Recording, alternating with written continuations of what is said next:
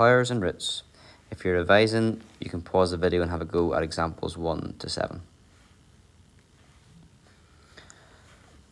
In the box here is things we need to be familiar with language-wise. So index notation, 7 squared is written in index notation, where 7 is the base, the bottom number, and 2 is the index or the power. By the way, plural of index is indices. Square, the result when a number is multiplied by itself. So if you square something, you multiply it by itself. For example, 6 squared means 6 times 6, which is 36. Square root. Finding the square root of a number is the inverse of squaring a number. So for example, if you had the square root of 25, you need to think what number times by itself would give you 25. And the answer is positive 5, because 5 times 5 is 25, but also minus 5, because minus 5 times minus 5 is 25. Cube. The result when a number is multiplied by itself and then multiplied by itself again. For example, 4 cubed means 4 times 4 times 4, which is 64. Cube root. Finding the cube root of a number is the inverse of cubing a number. For example, the cube root of 8, you need to think what number times by itself and by itself again would give you 8, and the answer is 2, because 2 times 2 times 2 is 8. Let's try the examples. Question 1. Write 6 times 6 times 6 times 6 in index notation. There are 4 6's there that are multiplied together, so that would be 6 to the power of 4. List the first 12 square numbers. So the first square number will be 1 times 1, which is 1. The second square number is 2 times 2, which is 4. The third square number is 3 times 3, or 3 squared, is 9. Then 4 squared, 16. 5 squared, 25. 6 squared is 36. 7 squared is 49. 8 squared is 81. 9, no it's not. 8 squared is 64. 9 squared is 81. 10 squared is 100. 11 squared is 121. And 12 squared is 144. Number 3, evaluate 10 to the power of 3. Well, 10 to the power of 3 means 10 times 10 times 10. And in the question, we're asked to evaluate that, so we'd actually do that calculation to work out the value of 10 cubed, which is 1000. Part B, write down the fourth cubed number. Well, the first cubed number is 1 times 1 times 1, which is 1. The second, 2 times 2 times 2, which is 8. The third, 3 times 3 times 3, which would be 27. So the fourth cubed number is 4 cubed. That's 4 times 4, which is 16, times 4, which is 64. So the fourth cubed number, or 4 cubed, is 64.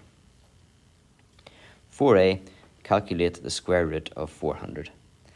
This means what number times by itself would give you 400, and the answer to that is 20.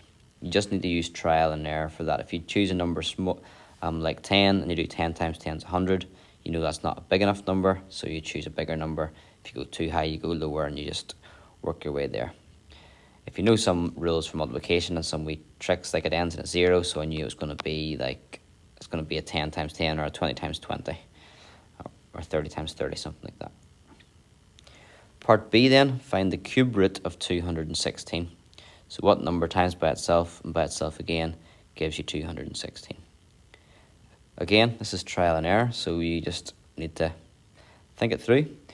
So maybe I would think something like, well, what's 8 times 8 times 8? 8 times 8 is 64, times 8 is 512. So far too big.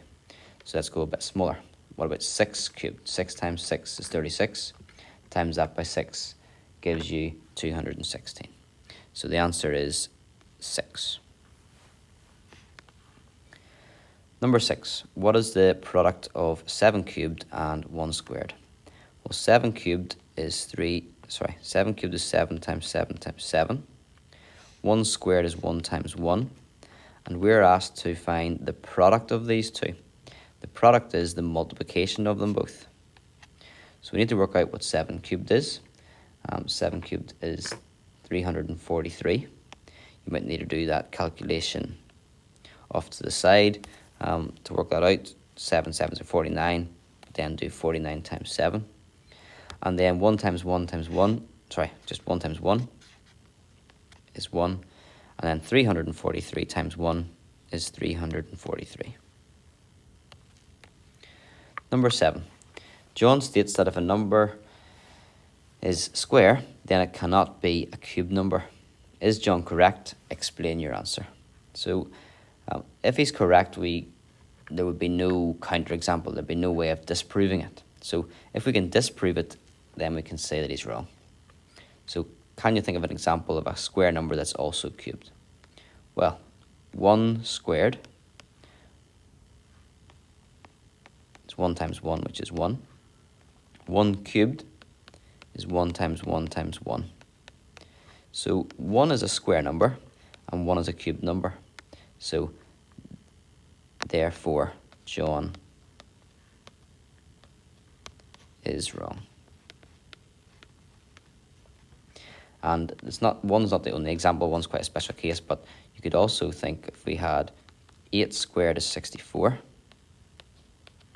and 4 cubed is 64.